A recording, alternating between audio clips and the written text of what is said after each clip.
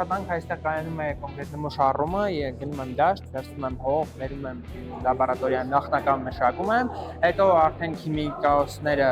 նրանք վերջնական ստանում են անալիզները, իսկ ես արդեն կազմում եմ վերջնական քարտեզները եւ իրականացնում եմ հետագա հոդվածի պատրաստումը եւ ստացված տվյալների վիճակագրական վերլուծում։ Ես աշխատում եմ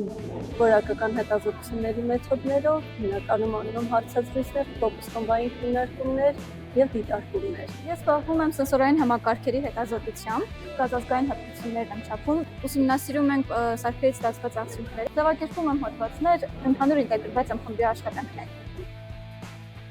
Քանի որ սովորում եմ ֆիզիկայի ինստիտուտում եւ կար այս հնարավորությունը համ ֆիզիկայի, համ արհեստական բանականության հետ IT-ի միաձուլումը, պրակտիկ կիրառելը ռեալ տեղ ու փորձել ստանալ ռեալ նորություն, կարգագրված էի գալ մասնակցել այդ ամենին ու կարծես թե ինչ-որ պրոգրես ստացվում է։ Արդեն ես ինքս կարողանում եմ որոշակի աշխատանքների ինքնուրույն կատարել, մասնավորապես կենտրոնացած եմ էլեկտրական չափումների վրա։ Առաջընթաց արդյունավետ գիտությամբ 2026 համաժողովի ընթացքում էլ ներկայացրել եմ որոշակի վերջին ամիսներին կատարված հետազոտության արդյունքները։